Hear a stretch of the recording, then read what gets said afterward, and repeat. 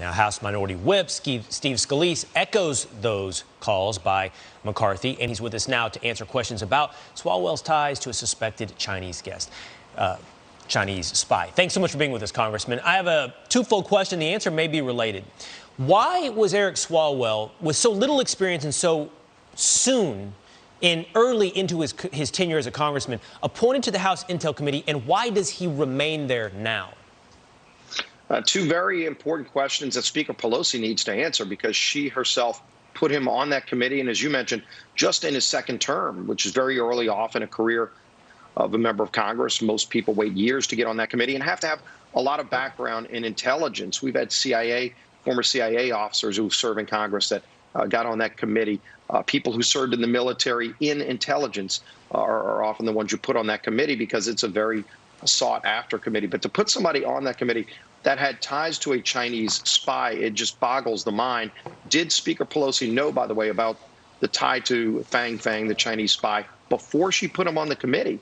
And why hasn't she removed him now? There are serious questions that need to be raised, especially when you look at the China problem that the Democrat Party has. They've been soft on China on many fronts, including we were putting together a bipartisan commission to look into China about a year ago. Speaker Pelosi pulled back and ended up not participating. We still move forward. Leader McCarthy put together a slate of members, including Mike McCall, who issued a scathing report on China's activities, not just the Wuhan virus, but stealing intellectual property, clearly spying on America.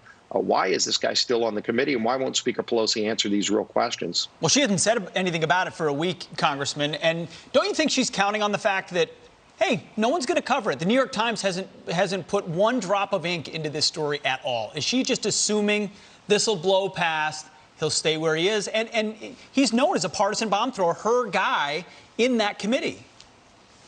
Yeah, and he was the guy running around, if you remember, during impeachment, probably the most vocal voice to jump in front of anybody to get to a TV camera, to call Republicans Russian spies and accusing the president of falsely of being involved in Russian spies. Turned out he's the guy that's involved with spies, but in this case, a Chinese spy. But look, if Speaker Pelosi thinks the story's going away, it's just starting to get legs, as they would say, even though the mainstream media is not covering it right now. People in the intelligence community, both Republican and Democrat, are very alarmed by the developments in this story. There's more to this. And, was Swalwell tipped off prior to her leaving the country? Why'd she leave the country instead of, typically, if you find a spy, our intelligence agents want to hold on to them to find out more information about what they're doing. And she was able to flee the country. All of these questions need to be answered. But to think that the story is going to go away, it's very alarming. And it's just the tip of the iceberg with China's involvement with this country. Yeah, I think you're right, Congressman. People have a lot of questions. The hope is there will be some answers and some accountability. That remains to be seen. There's another topic that people have a lot of questions on as well, and that is COVID relief. When are those packages going to come through? This has been dragging on and on and on, week after week. Now it's been dragged into the weekend. What's going on here? I mean, when can people expect some kind of relief? Yeah, these negotiations have been going on for weeks now. I would have liked to seen it resolved back in September. We had a bipartisan bill to give people another round of Paycheck Protection Program loans for our small businesses who are dying on the vine, so they can keep those millions of jobs tied to them. I really think we're going to have it completed by today. The final details were almost worked out last night.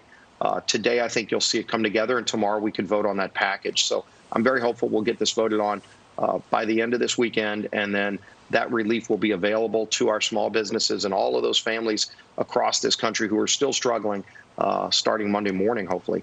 Here's to hoping you're right, Congressman. Thanks so much for joining us this morning. Thank you, sir. Merry Christmas. Thank you. Merry Christmas.